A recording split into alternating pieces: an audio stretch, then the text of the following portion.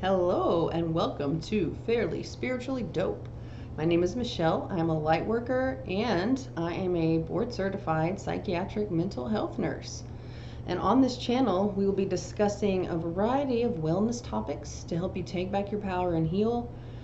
And I am so excited about some of the shit we're going to be talking about and some of the people we're going to be talking to. Because this channel isn't just about healing, it is about asking questions and challenging our perception of reality. It is about not being afraid to talk about shit that actually matters, because that's how positive change is created, both individually and collectively. So, if you are one of those people who often find yourself feeling like everything is totally fucked up, well, let us just say you're in the right place. So, our first few episodes will be focused mainly on mental illness and why it is so difficult to treat successfully. Now, as many of you know, I have struggled with bipolar disorder and depression for most of my life. Being both a psych patient and a psych nurse, however, has given me a pretty unique position, pretty interesting perspective of being on both sides of the desk. So I'm going to try to bring that unique perspective to this channel. So while the current mainstream medical pharmaceutical approach has helped me at times over the years, it has also hurt me. As a patient, I was stuck in a vicious cycle of medication trials and failures. Often that the medications damaged my body, made me feel worse. There were multiple hospitalizations that were very traumatic. And I was ultimately left, like many of you, feeling just very helpless and disempowered, and like I had been given a life sentence of being chemically and psychologically broken. And when I did feel okay, I was programmed to believe I should just try to enjoy feeling stable when I could, because it wasn't going to last. So my question is, if our current approach to understanding and treating mental illness is working, then why is depression the #1 cause of disability in the world? And suicide wouldn't be one of the leading and rising causes of death in the US if the shit that we're doing was working. I do believe we've made great progress in bringing more awareness to mental illness and breaking the stigma, but that just means that we've gotten it out in the open and it's okay to talk about it. So, okay, we aren't afraid to talk about it anymore. That's wonderful. But now what? Let's talk about the possibility that it's our understanding and programming about what mental illness is that might be part of the root of the problem. So when the intensity of a problem reaches such a frighteningly devastating tipping point, and that's where we are,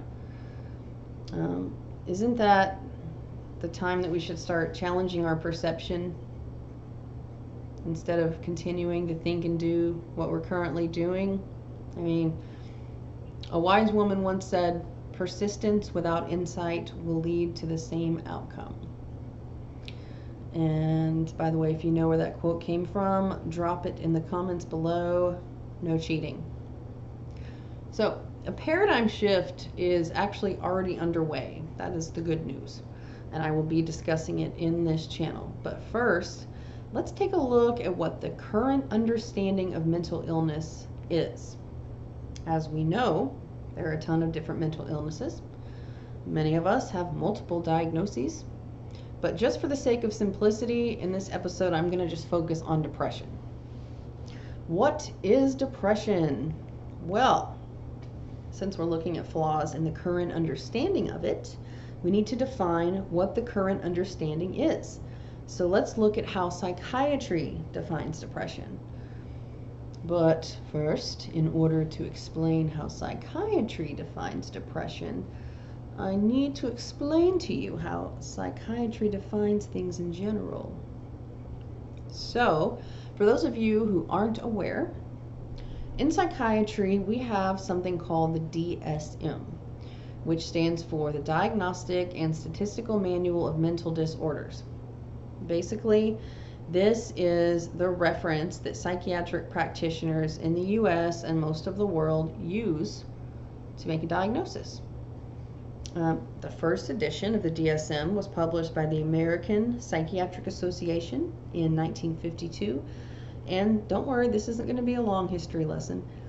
Since then, several updates have been made, and we are now using the DSM-5.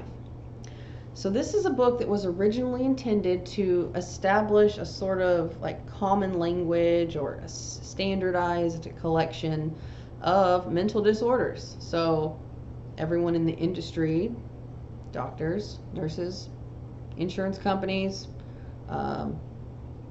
clinicians doing research, all could be on the same page. So basically it became the Bible of psychiatry. So here we have a group of people who sat down in 1952 and decided basically what was considered normal and what was considered a mental illness. So keep in mind, homosexuality was actually considered a mental disorder in this book until 1973. Okay, so what is normal versus what is pathological was essentially determined by a group of people, probably white privileged males, if I had to guess, who sat down and originally put this book together 70 years ago. And every time a new edition is published, some diagnoses fall away, like homosexuality, but always many more are added. So it just keeps getting thicker and thicker and thicker. And keep in mind, every practitioner and all those other people have to have a copy. So the American Psychiatric Association has made a lot of money on this thing over the years. Of course, no one has made nearly as much money on mental illness as the pharmaceutical companies. But we will go into that later. Sorry. So let's say you feel depressed. You go to the doctor and you say, I feel depressed. Your doctor will ask you questions to find out more about what this depression looks like and how it's affecting your life. Like, are you sleeping too much or not enough? Has your appetite changed? Are you having any suicidal thoughts? Now notice here that they're asking you to describe the symptoms of your depression. And this is done to determine whether or not you meet criteria or not for a symptom of depression, a diagnosis of depression, according to the DSM. Every mental disorder has a list of symptoms or criteria, and if you check enough boxes, you get the diagnosis or the label. You officially fit into the box. So, congratulations, you now qualify for treatment with an antidepressant. Notice that we skipped completely over addressing possible causes of your depression, and we went straight to checking boxes to give you a diagnosis. So basically, you felt depressed, you go to a doctor, and they confirm that yes, you are indeed depressed like you suspected. Here is a official diagnosis and a pill to fix it. All right. Now, doctors of psychiatry are supposed to recommend counseling or therapy be used in conjunction with antidepressants, but that's not their department. See, you've got to seek that out yourself. That's other part of the recommended treatment. You got to seek that out from another professional whose services may or may not be covered by your insurance. But I can promise you that the psychiatric medication visit, that's always going to be covered by your insurance. So what does that tell you? So let me stop right here. I know what you're thinking, okay? There's something I need to say. I'm not here to bash psychiatry or practitioners of it. Fuck, it's the field I work in. I'm one of them. They're not the bad guys. I want us to take a closer look at the way things are currently done in a system that isn't working. For the record, some of the most intelligent, compassionate, caring, selfless people that I've ever met were psychiatrists and other psych nurses that I've worked with. See, those are just people like me who were fascinated with the human mind and wanted to help people.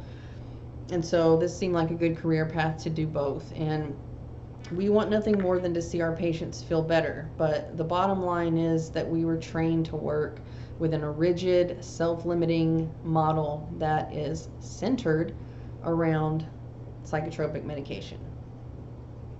So let's talk more about those psychotropic medications, shall we?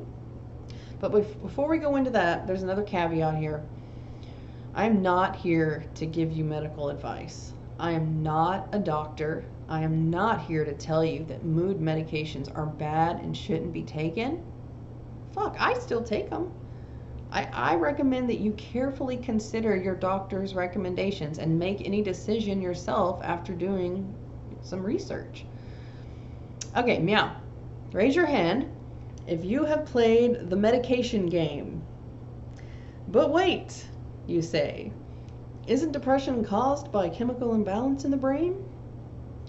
For years, I told my patients and myself this line that I was fed by the industry. You've all heard it before, that your neurotransmitters, the chemicals in your brain that make you feel happy, like serotonin, are out of whack when you're depressed.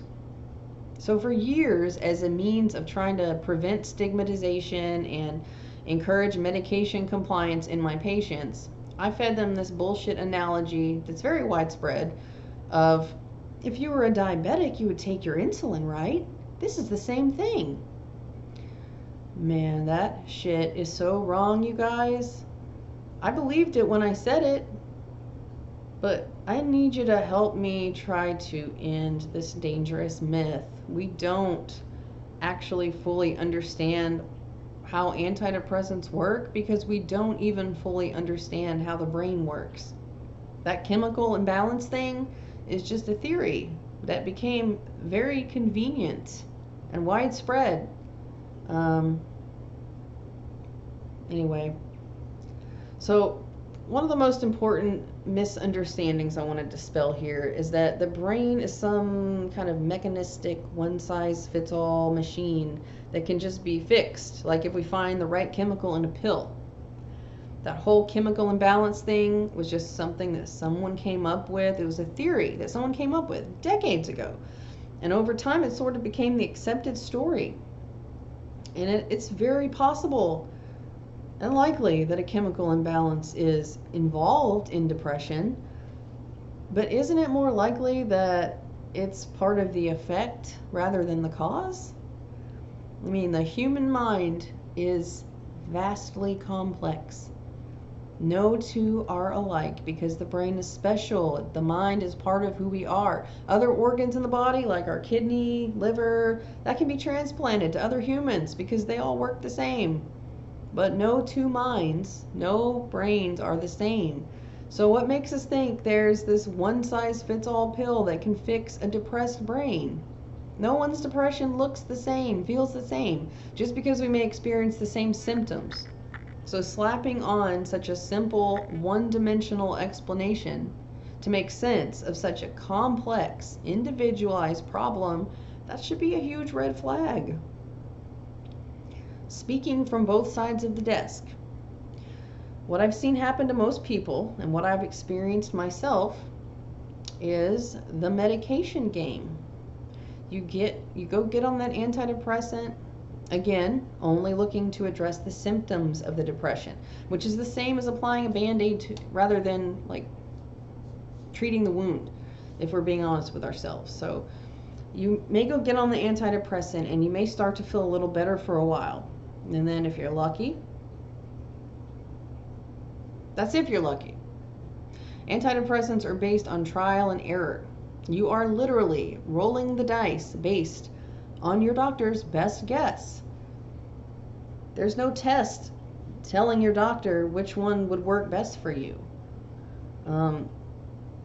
If you get on one that doesn't agree with you, you may become more depressed, more anxious, more suicidal. These medications have a warning with them for a reason. They can actually They actually warn you that a potential side effect of taking the medication for depression could be worsening depression or suicidal thoughts. Have we just become ultra desensitized to things, or does that not sound really fucked up? I mean, that shit is no joke if you've ever experienced it. I have, and I'm not making light of any of this, but let's say you do get lucky and you start to feel better for a while. You may get a little motivation back, feeling better. You might actually be able to address some of the issues or circumstances in your life that are actually really contributing to the depression. Or you may do nothing because you think you've been cured forever. But what inevitably happens if you stay on the medication for a while is that over time you start to feel depressed again. Maybe even more depressed than before. Because that's another thing these medications do. They seriously alter the way the brain works. They can alter not only its function, but even its structure. So you go back to your doctor again and say you're feeling depressed again, and inevitably your dose is increased. This cycle repeats and repeats again, and then you find that you've reached the maximum dose. So the only solution is to either roll the dice again and try another medication, or add another one. You guys know this game. You're on the merry-go-round now, and good fucking luck getting off. Eventually, once antidepressants prove useless, an antipsychotic will be considered to add and to help the antidepressant work better. This is where I really encourage you to start doing some serious reading and research. Antipsychotics, which are sometimes called mood stabilizers, but the class of drugs that they're in is actually antipsychotics. Yeah, those are given to people who aren't psychotic. So those are a big deal.